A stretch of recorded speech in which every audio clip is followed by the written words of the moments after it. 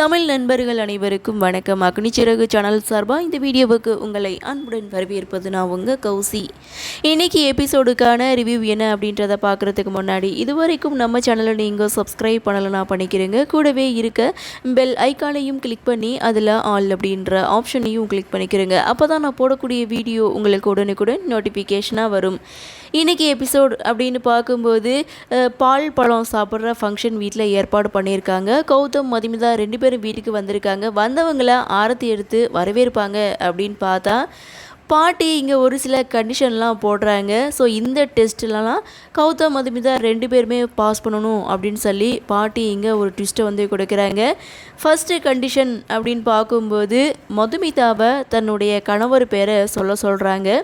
அப்போது மதுமிதா ஆச்சரியத்தோடு பார்த்துட்டு இருக்காங்க. இதெல்லாம் ஒரு டெஸ்ட் அப்படின்னு சொல்லி ராகுல் கேட்கும்போது, அந்த காலத்தில் பெண்கள் எல்லாரும் கணவருடைய பெயரை சொல்ல கூச்சப்படுவாங்க, தயங்குவாங்க. ஆனால் அப்படி இருக்கக்கூடாது அப்படின்ட்டும், எப்போ ஒரு மனைவி கணவனுடைய பெயரை வந்து சத்தமாக உறக்க சொல்கிறாங்களோ அப்போவே வந்து அவள் குடும்பத்தை வழிநடத்த தைரியமாக இருப்பா அப்படின்ற ஒரு சம்பிரதாயம் அப்படின்னு சொல்லும்போது, இந்த இடத்துல கணவருடைய பெயரை மதுமிதா கிட்டே கேட்குறாங்க, மனைவியோட பெயரை கௌதம் கிட்டே கேட்குறாங்க. 2 பேருமே ஒருத்தர் பெயரை வந்து மாற்றி சொல்கிறாங்க. முதல் டெஸ்ட்லேயே பாஸ் பண்ணுறாங்க. ஸோ இதுக்கப்புறம் வந்த மணமக்களை நம்ம கௌதமுடைய தங்கை தான் வந்து ஆரத்தி எடுத்து வரவேற்கிறாங்க.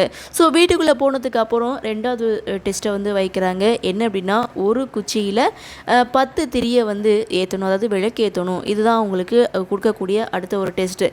ஸோ மதுமிதா எப்படி செய்வாங்க அப்படின்னு எதிர்பார்த்துட்டு இருக்கும்போது, இதெல்லாம் ஒரு பெரிய விஷயமே இல்லை அப்படின்ட்டு அசால்ட்டாக விளக்கை ஏற்றி முடிக்கிறாங்க. அந்த இடத்துலையும் மதுமிதாவை பாட்டி வந்து பாராட்டுறாங்க. 3வது டெஸ்ட் அப்படின்னு பார்த்தீங்கன்னா, இங்கே ஒரு குடத்துக்குள்ளே ஒரு மோதிரத்தை போட்டு அதை மதுமிதா கௌதம் 2 பேரையுமே எடுக்க சொல்கிறாங்க. இந்த 3வது டெஸ்ட் எதுக்கு அப்படின்னு சொல்லி கேட்கும்போது, கணவன் மனைவி 2 பேருமே வந்து கல்யாணத்துக்கு அப்புறம் பிரிஞ்சு தான் இருப்பாங்க. ஸோ அவங்களுக்குள்ளே நெருக்கம் அனுநியம் ஏற்படுறதுக்காக இந்த ஒரு டெஸ்ட்டு அப்படின்ற மாதிரி பாட்டி சொல்லிவிட்டு மோதிரத்தை எடுக்க சொல்கிறாங்க. ஸோ யார் ஃபஸ்ட் எடுப்பாங்க அப்படின்னு சொல்லி எல்லோரும் ஆவலோட எதிர்பார்த்துட்டு இருக்காங்க. ஒரு பக்கம் மதுமிதாவுக்கு சப்போர்ட் பண்ணுறாங்க, இன்னொரு பக்கம் நம்ம கௌதம் சப்போர்ட் பண்ணுறாங்க. ஸோ யார் அந்த மோதிரத்தை எடுக்க போகிறாங்க அப்படின்ட்டு காத்திருக்கிற அந்த நிலையில் 2 பேரும் சேர்ந்து அந்த மோதிரத்தை எடுக்கிறாங்க. அப்படி எடுக்கும்போது பாட்டி ரொம்ப சந்தோஷப்படுறாங்க. ஏன்னா மதுமிதா அந்த மோதிரத்தை எடுத்திருந்தானா அவளுடைய ராஜ்யம் தான் இந்த வீட்டில், ஒருவேளை கௌதம் எடுத்திருந்தானா கணவருடைய ராஜ்யமாக இருக்கும். இப்போது 2 பேருமே சேர்ந்து எடுத்ததுனால 2 பேரும் ஒருத்தருக்கு ஒருத்தர் புரிஞ்சுக்கிட்டு மனசு ஒத்த தம்பதியாக இந்த குடும்பத்தை ஆட்சி செய்வாங்க அப்படின்னு சொல்லி அதுக்கும் ஒரு விளக்கத்தை வந்து கொடுக்குறாங்க. நீங்கள் 100 வருஷம் நல்லா இருக்கணும்னு சொல்லி கௌதம் மதுமிதா 2 பேரையுமே வந்து ஆசீர்வாதம் பண்ணுறாங்க. ஸோ இதுக்கப்புறம் சந்தோஷ் கௌதமை தனியாக கூப்பிட்டு நைட்டு என்ன ஆச்சு அப்படின்னு சொல்லி விசாரிக்கிறாங்க. அதாவது ஃபஸ்ட் நைட் பற்றி சந்தோஷ் விசாரிக்க, ஆனால் கௌதம் பார்த்திங்கன்னா ஃபஸ்ட் நைட் ரூமில் இருந்த கேக்கை பற்றி சொல்லிட்டு இருக்காங்க. இதை கேட்ட சந்தோஷ், இவ்வளோ நேரம் நீ கேக்கை பற்றி தான் பேசிகிட்டு இருந்தியா, என்னடா நீ அப்படின்னு சொல்லி இவங்க 2 பேரும் பேசிகிட்டு இருக்கதை பாட்டி பார்த்துட்டு, என்ன இவங்க 2 பேரும் தனித்தனியாக பேசிகிட்டு இருக்காங்க, என்ன பேசுகிறாங்க, என்னவா இருக்கும், ஏதாவது பிரச்சனையாக இருக்குமா அப்படின்னு சொல்லிட்டு ஒரு பக்கம் அபர்ணாவை கூப்பிடுறாங்க.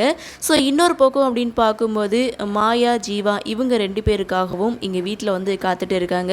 ஸோ உடனே ரேணுகா ஜீவாவுக்கு கால் பண்ணி எங்கே வர்றீங்கன்னு சொல்லி கேட்குறாங்க. நாங்கள் ஏர்போர்ட்லேருந்து கிளம்பிட்டோம், இன்னும் கொஞ்ச நேரத்தில் வீடு வந்துடுவோம் அப்படின்னு சொல்ல, நாங்கள் எல்லோரும் உங்களுக்காக வெயிட் பண்ணிகிட்டு இருக்கோம், சொந்த பந்தம்லாம் காத்துட்டு இருக்காங்க, வீட்டில் பால் பழம் சாப்பிட்ற ஃபங்க்ஷன் இருக்குது அப்படின்னு சொன்னதும் சரி நாங்கள் வந்துடுறோம் அப்படின்ட்டு ஜீவா ஃபோனை கட் பண்ண, இது மாயாவுக்கு பிடிக்கல, அவங்களுக்கு கிரவுண்ட்னாவே பிடிக்காது. ஸோ இருந்தாலும் ஜீவா பார்த்திங்கன்னா எனக்காக அட்ஜஸ்ட் பண்ணிக்கோ அப்படின்னு சொல்லி மாயாவை வீட்டுக்கு கூட்டிகிட்டு வந்துட்டு இருக்காங்க. இதோட இந்த எபிசோட முடிச்சிருக்காங்க.